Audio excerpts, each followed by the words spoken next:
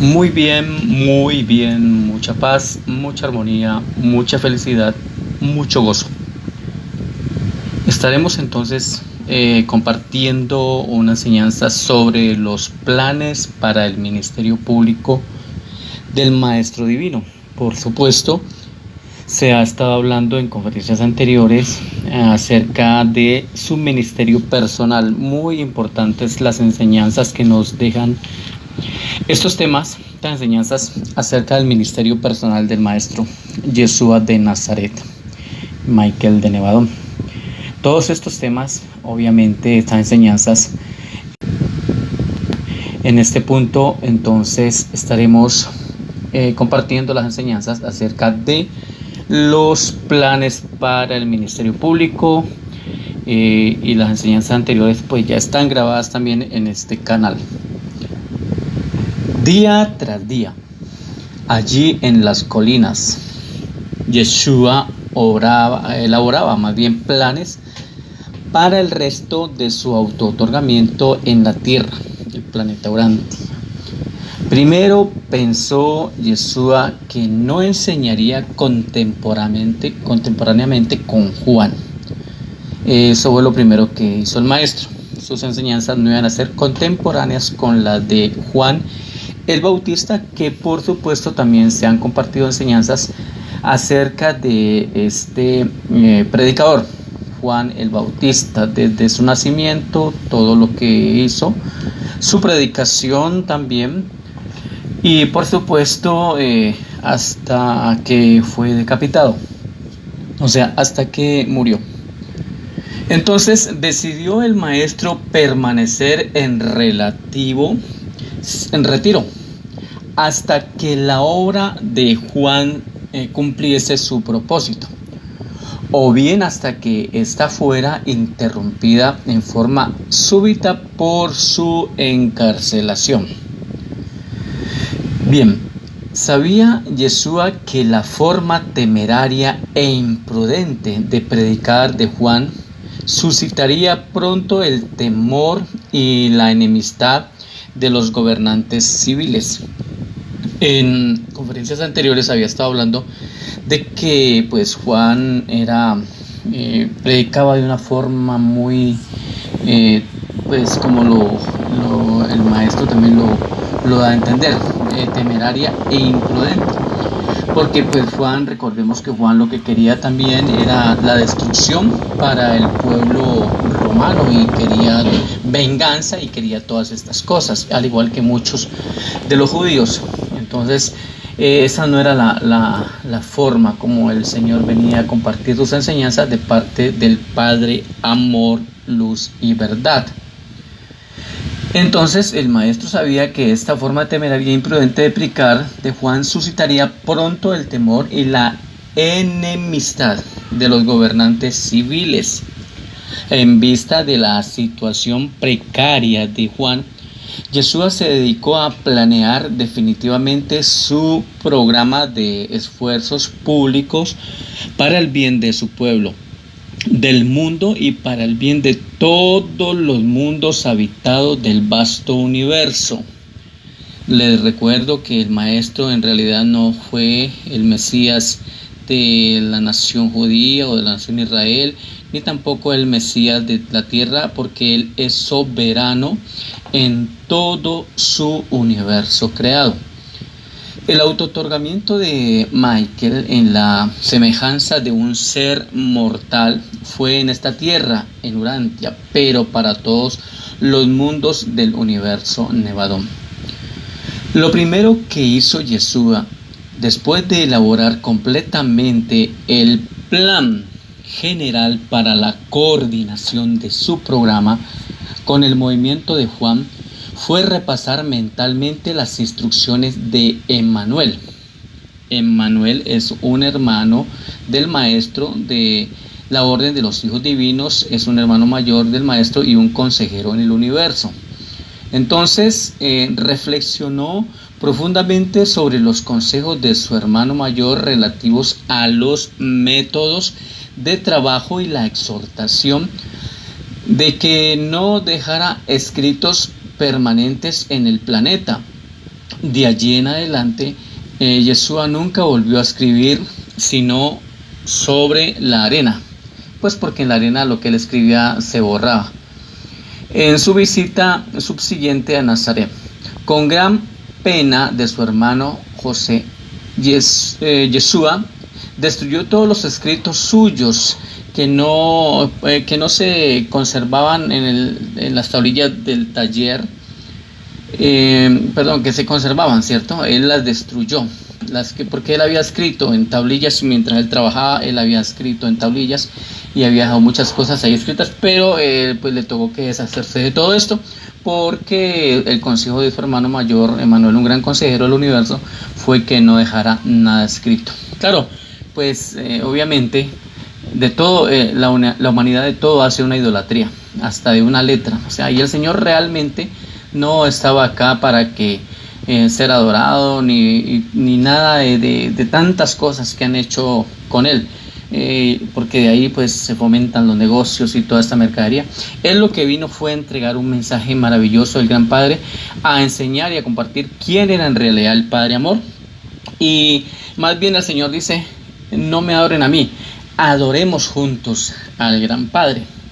Lo voy a repetir para que se nos grabe.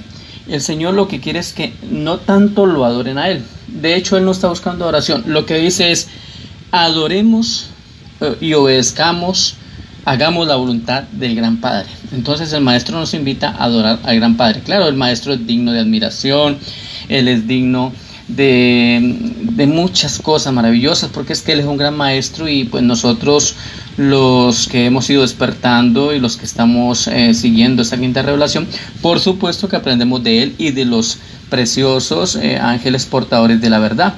Pero de todas maneras el Señor enfoca, o quiere que enfoquemos nuestra mirada, es hacia el Gran Padre, amor y luz.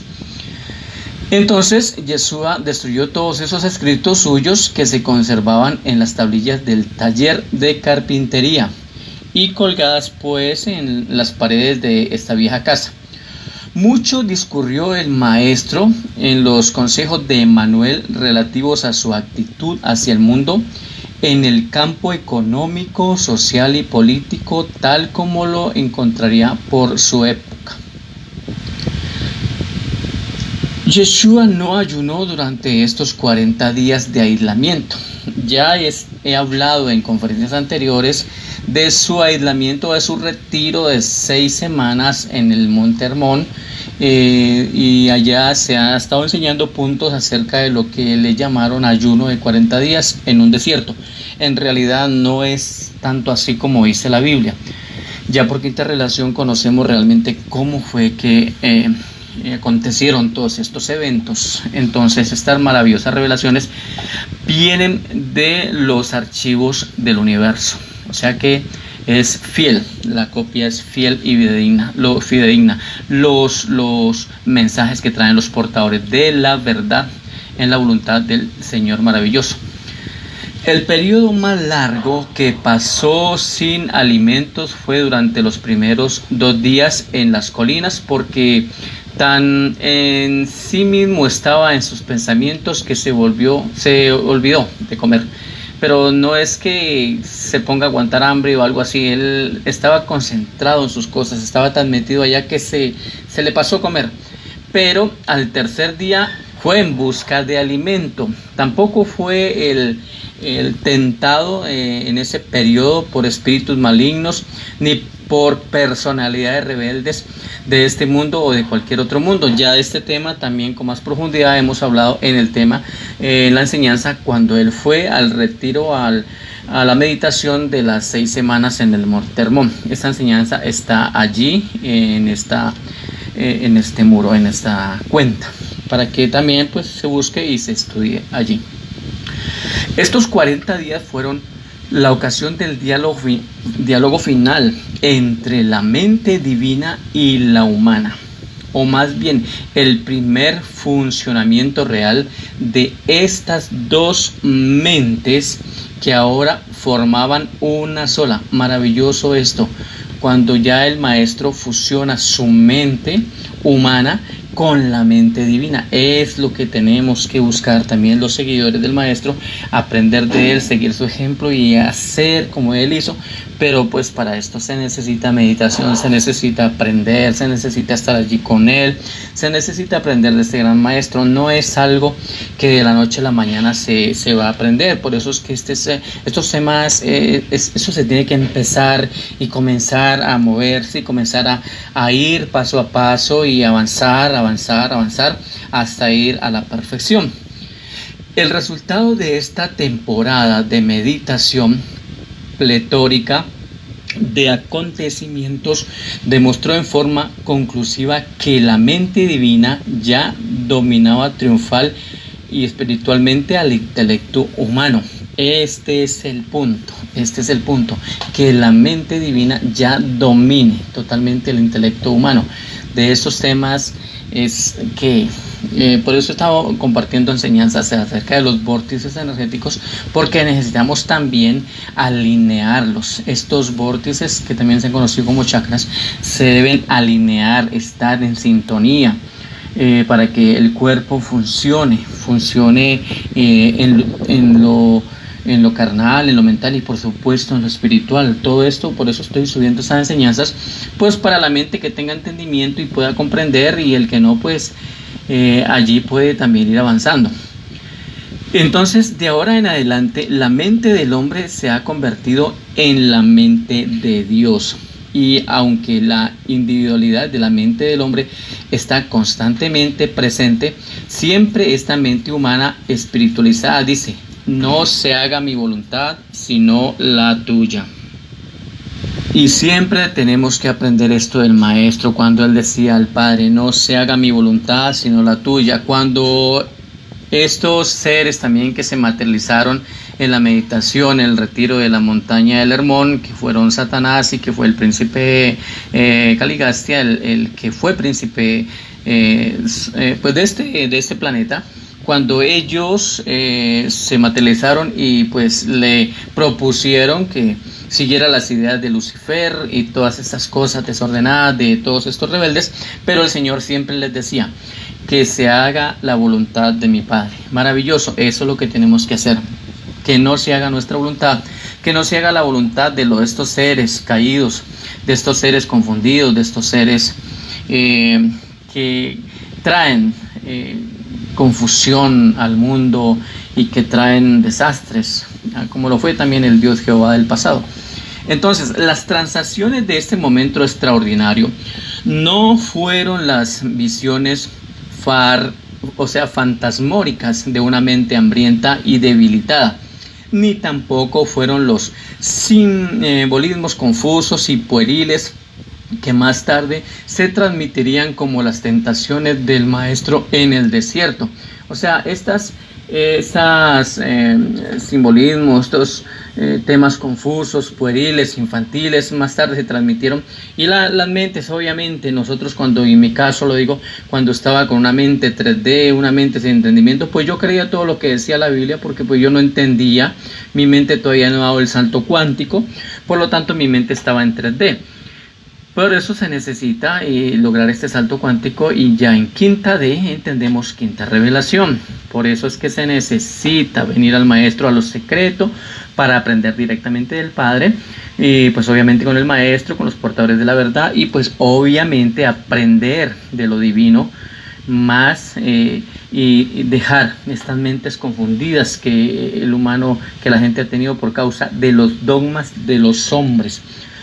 Lastimosamente mucha gente pues acude a centros de cultos, centros donde enseñan lo mismo, los ritualismos de siempre, el enfoque en buscar dinero, el enfoque en el egoísmo, egocentrismo también, porque muchos de esos predicadores pues lastimosamente no son sino egocéntricos, solo quieren para ellos, y no les importa pasar por encima de quien sea y mentirles con tal de sostener sus vientres. En alguna oportunidad hablaba con alguien que no solamente hacía llamar pastor, sino también que el apóstol. Y él decía un día, yo le decía: ¿usted por qué no hace las cosas bien? ¿Por qué no le pide revelación al Señor?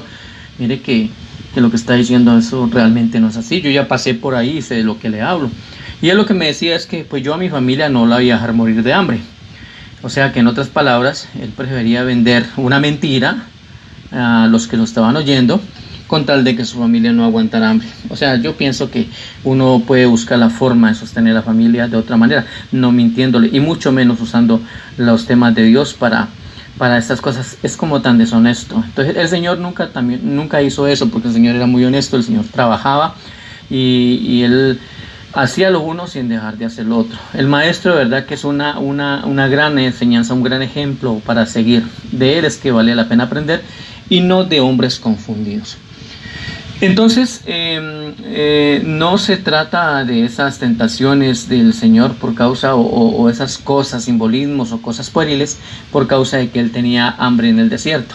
Más bien fue esta una temporada para la meditación sobre la memorable y variada carrera del autootorgamiento en la tierra en Urantia y para la preparación cuidadosa de esos planes para el ministerio ulterior que pudieran servir mejor a este mundo y contribuir a la vez al mejoramiento de todas las otras esferas aisladas por la rebelión pues de Lucifer. Yeshua discurrió en toda la gama de vida humana en Urantia. O sea, cuando el Señor vino acá y en este séptimo autootorgamiento y nos enseñó todas estas verdades y todo lo que Él hizo, eso no solamente ayudó a este mundo, sino que esto también es beneficio para otros mundos que también se rebelaron, al igual que la tierra, y cayeron en esta desobediencia cuando fueron pues engañados por Lucifer, porque fueron varios mundos de los 619 planetas que hay en el sistema, no en el mundo entero, no en el universo entero, sino solo en el sistema, en uno de los 10.000 sistemas. Entonces estos planetas que hay en este sistema local, que fueron 619, unos 37 fueron los que se unieron a la rebelión de Lucifer.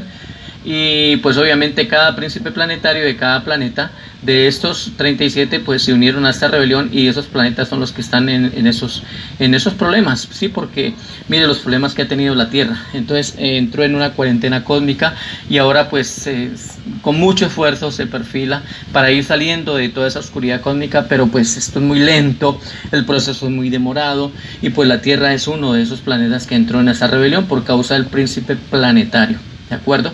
Entonces tenemos que seguir nosotros como habitantes de este planeta Urantia, tenemos que seguir avanzando, buscando el despertar, buscando el avance para colaborar en el avance de este despertar, no solamente el mundo, sino que la Tierra también salga de esta cuarentena cósmica de oscuridad.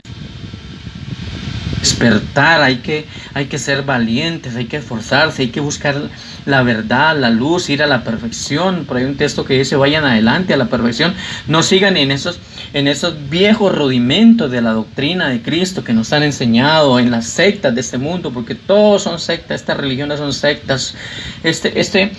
Este mundo realmente se compone de dos bestias, que es la política y la religiosa. La una lleva a la otra, y todo esto ha sido una gran Babilonia, una gran confusión. De eso es lo que hay que salir, abandonar todas esas mujeres. Allí, incluso en Revelación, se le trata como una mujer a todas estas religiones. Hay que salir de allí, liberarse de allí. Y eso es una de los puntos que ya debe de permanecer o estar en los 144.000. Una es abandonar todas esas religiones para no seguir predicando engaños y mentiras. La mente avanzada tiene que entender esto, debe entenderlo. Entonces Yeshua discurrió en toda la gama de la vida humana en la tierra, desde los días de Adón y Fonta, pasando por la falta de Adán, llegando hasta Adán y Eva, ¿no? Y llegando hasta el ministerio de Melquisedec en Salem. Bueno, Adón y Fonta en realidad fueron los primeros padres hace millones de años. Bueno, pero esto, para otro tema otra enseñanza hablaría de Andoni Fonta, de la falta de Aníbal. De ellos sí estaba hablando y hay enseñanzas grabadas acerca de Aníbal, que fue lo que pasó con ellos, y también algo de Melquisedec en Salem cuando tuvo el diálogo con Abraham. Entonces Gabriel, el arcángel Gabriel, le había recordado al maestro que tenía dos caminos que podía seguir para manifestarse al mundo en caso de que decidiera permanecer en la tierra, que es Urantia, por un tiempo. Recordemos que en enseñanzas anteriores les había compartido que vinieron los padres de la constelación, que vinieron y que vino también Gabriel, y que se le había ya por parte del Padre Eterno y de los soberanos del universo más grande, que le dijeron al maestro que ya él podía terminar su carrera, porque, o sea, ya la había terminado realmente. Esto fue cuando vinieron y antes de la muerte del maestro. Y ellos le dijeron: ya es tu tiempo, ya has cumplido, ya te encarnaste aquí en la tierra, cumpliste tu séptimo auto-otorgamiento, ya puedes salir. El Señor hubiera podido hacer lo que hizo Melquisedec, simplemente desmaterializarse y volver nuevamente a su ciudad capital en el universo, pero él decidió quedarse hasta experimentar la muerte humana. Esto ya lo he compartido en enseñanzas anteriores. Entonces también se le aclaró a Yeshua que su elección en este asunto nada tendría que ver ni con su soberanía universal ni con la terminación de la rebelión de Lucifer. Estos dos caminos de ministerio para el mundo eran: primero, su propia senda, la senda que pudiera parecerle más agradable y fructífera desde el punto de vista de las necesidades inmediatas de este mundo y de la edificación presente de su propio universo. Y la segunda, la senda del Padre, las ejemplificación de una idea, ¿no? De una idea a largo plazo en cuanto a la vida de las criaturas, visualizada por las altas personalidades de la administración paradisíaca del universo de los universos. El maestro es un gran ejemplo porque él siempre se sujeta, no solamente se sujetó al Padre, al Gran Padre, ¿sí?, sino que él también se sujetaba a las autoridades de universos mucho mayores que el universo local. O sea, el maestro es un gran ejemplo de sometimiento a la luz, porque es el Padre, o sean altos mandos en universos como el universo más grande, el superuniverso Armontón, donde se encuentran los universos locales, entre ellos el nuestro. Él es muy sujeto a todas estas autoridades y por eso nos enseña la sujeción a la luz, a la verdad, al amor, porque Dios es amor. Así pues, se le aclaró a Yeshua que podía tomar dos caminos para ordenar el resto de su vida terrenal. Cada uno de estos dos caminos tenía puntos a favor a la luz de la situación inmediata. El Hijo del Hombre vio claramente que su elección entre estos dos modos de conducta nada tenía que ver con su recepción de la soberanía de su universo, que ese era un asunto ya establecido y sellado en los archivos del universo de los universos, y que solo esperaba su reclamación en persona. Pero se le indicó a Yeshua que mucho complacería a Emmanuel, su hermano del paraíso, si Yeshua juzgara convenientemente completar su carrera terrenal de encarnación tan noblemente como la había comenzado, siempre sujeto a la voluntad del Padre. Claro, siempre tiene que ser uno sujeto a la maravillosa voluntad del Padre. Si el Maestro, el Hijo Divino, lo hacía, ¿por qué no hacerlo nosotros? Por supuesto que hay que seguir el ejemplo de sujeción al Padre Amor, a Dios, al Padre Amor, el verdadero Señor, que no fue el Dios del pasado que hablan por ahí en la Torá o el Antiguo Testamento. Ese no es, pero al verdadero Padre, al verdadero Dios Amor, lo seguimos, lo amamos, lo obedecemos y todo lo hacemos por amor, no por miedo, porque Dios es amor, Él no es fuego castigador, Él no es fuego consumidor. Esto nos lo han acomodado allí para poder acomodar las enseñanzas torcidas de ellos, para poder subyugar a la gente. Al tercer día de su aislamiento, Yeshua se prometió a sí mismo que volvería al mundo para terminar su carrera terrenal y que en cualquier situación que conllevara los dos caminos siempre elegiría la voluntad del Padre. Maravilloso el Maestro, siempre iba a elegir la voluntad del Padre. Así vivió pues el resto de su vida terrestre, siempre fiel a esa resolución, hasta que el amargo fin invariablemente subordinó su voluntad soberana a la de su Padre Celestial. Los 40 días de soledad en realidad no fueron un periodo de grandes tentaciones, sino más bien el periodo de las grandes decisiones del Maestro. Durante estos días de solitaria comunión consigo mismo y con la presencia inmediata de su Padre, el ajustador personalizado ya no tenía él un guardián serafín personal. Tomó una por una las grandes decisiones que controlarían su política y conducta por el resto de su carrera terrenal. Posteriormente surgió la tradición de la gran tentación durante este periodo de aislamiento debido a la confusión con la crónica fragmentaria de la lucha en el monte Hermón, y además porque era costumbre que todos los grandes profetas y líderes humanos comenzaran su carrera pública sometiéndose a un supuesto periodo de ayuno y de oración.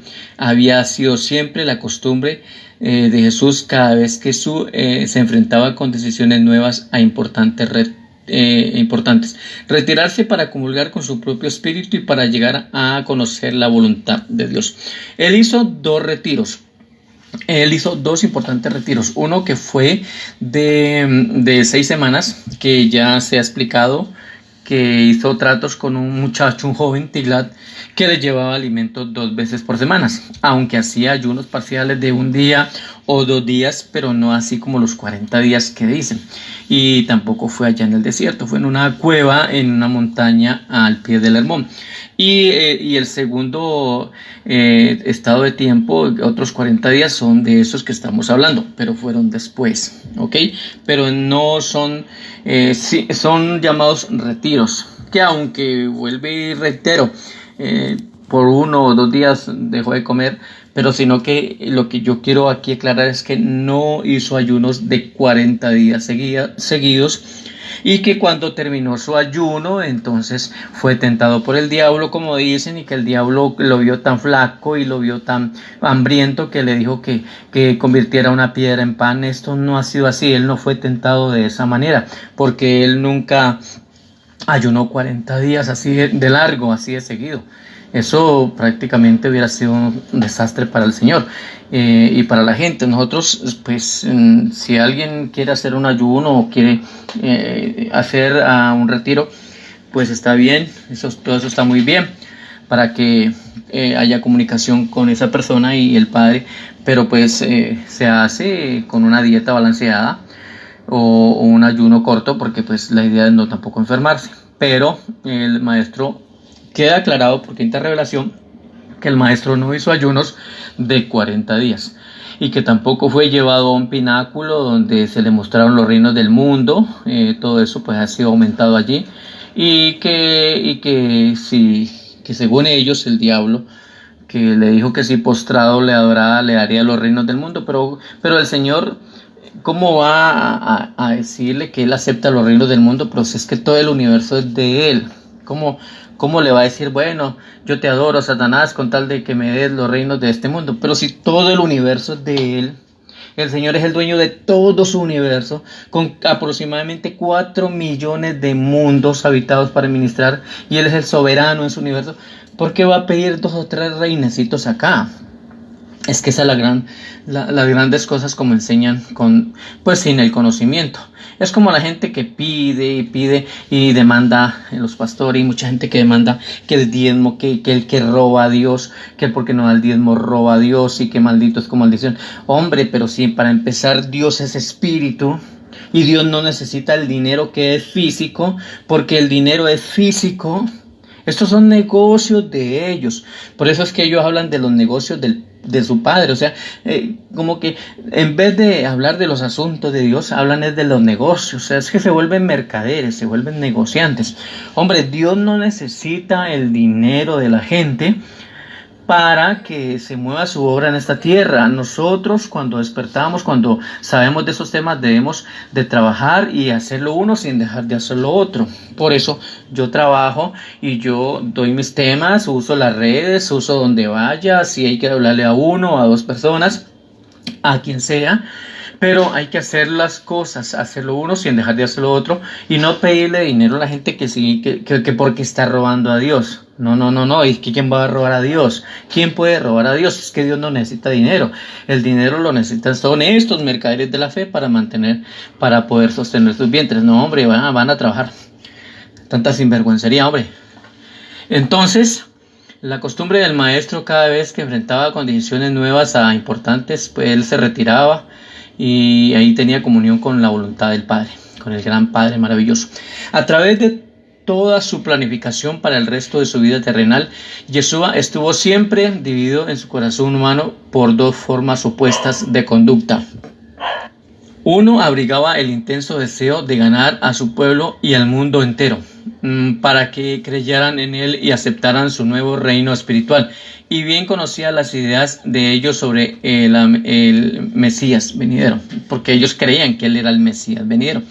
Pero pues no, ya ha hablado de otros temas que él no es el Mesías, ni de un pueblo, del pueblo judío o pueblo israelita. Él no es el Mesías de ellos, ni del mundo entero, porque vuelvo y digo, él es el soberano creador, el Dios de este universo.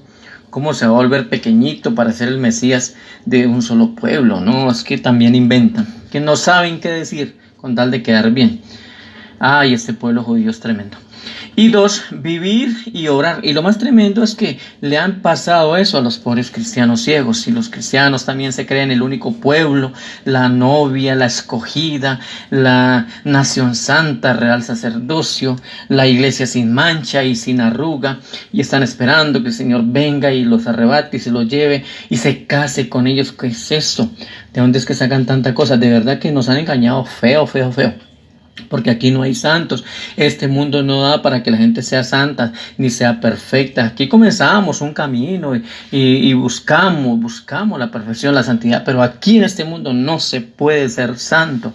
Realmente, cuando pasemos al siguiente mundo de estancia, que ya es en un cuerpo mat, es donde ya podemos decir, ahora sí comenzamos a caminar en verdadera santidad. Aquí no se puede. Este mundo tiene tentación por todo lado. A este mundo, al mismo maestro lo tentaba por un lado, lo tentaba por el otro, buscándole la caída. Lo que pasa es que ya con el maestro decía, el mundo se estrelló. Pero los hombres aquí caen. Si no cae de una manera, cae de otra. Si no cogea de un lado, cogea del otro. El que anda en sus pecados le dice a los demás que ellos son los pecadores. O sea, muchos acusan a los feligreses, a lo que llaman iglesia, de pecado, y ellos también predican mentiras. Entonces no hay aquí, no hay gente santa. Eso sí es mentira. No hay justo ni uno solo. No hay un santo, no lo hay. El único santo que pasó por aquí es el Maestro Divino, que fue tentado en todo, pero sin pecado. De resto, pero porque él era Dios encarnado, Dios, el Dios de este universo, encarnado en un cuerpo humano. Pero nosotros hemos nacido en esta tierra, de aquí empezamos y aquí tenemos las tentaciones, y todos aquí pasamos por diferentes tentaciones y caemos muchas veces en ellas. Lo que pasa es que ya cuando conocemos estos temas de avance, de profundidad, del verdadero Padre, ya uno mengua en tanta desobediencia, en tanta maldad, en tanta cosa que cometía antes. porque ya esto es revelación, esto es luz, ya esto tenemos acá la dirección, la ayuda, en primer lugar, del ajustador residente, tenemos la ayuda del Espíritu, la verdad, que es por el Hijo Eterno, del Espíritu Santo, que es por la ministra divina, de los maravillosos seres portadores de la verdad, los ángeles, y los que logramos al ángel custodio, que esté activo constantemente en nosotros. O sea, tenemos ayudas por todo lado.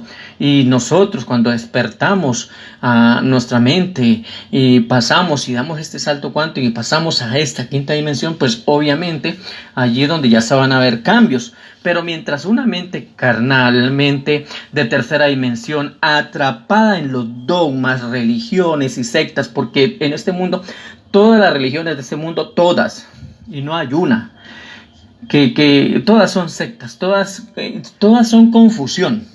Aquí no hay cristianismo trinitario, cristianismo unicitario, o la iglesia tal, o la secta tal, que esas sí son la verdad. Aquí todos andan confundidos, todos. Por eso yo me retiré de todos estos sistemas del cristianismo, porque esto era un error, era una confusión. Yo pasé por diferentes puentes, pero estaba buscando, hasta que tuvo que llegar directamente el mismo Señor y mostrarme el camino, porque realmente el camino, la verdad y la vida al Gran Padre es el verdadero Maestro Divino. Los hombres solamente se han puesto como retenes ahí para cobrar, pero ellos andan también confundidos. Deben de abandonar todas las prácticas malsanas de confusión y venir al Padre en el secreto y no imponerle nada a nadie. Entonces, el punto 2 es vivir y obrar de la manera que sabía que su Padre aprobaría, llevar a cabo su obra para los otros mundos necesitados y continuar en el establecimiento del reino revelado del Padre, mostrando su carácter amante divino. Finalizamos y a lo largo de estos días extraordinarios, Yeshua vivió en una antigua caverna rocosa como un refugio en la ladera de la colina cerca de una aldea en un tiempo llamada Beit Is. Bebía del pequeño manantial que corría por la falda a la colina hasta cerca de ese refugio rocoso. Él ahí concluyó estos 40 días de retiro y 40 días de meditación, que fueron la segunda temporada, porque ya les había dicho, él tuvo 2 temporadas de retiro de 40 días. Bueno, entonces para una próxima estaremos seguiremos compartiendo enseñanzas acerca de su ministerio público. Muchas gracias, mucha paz y bendiciones.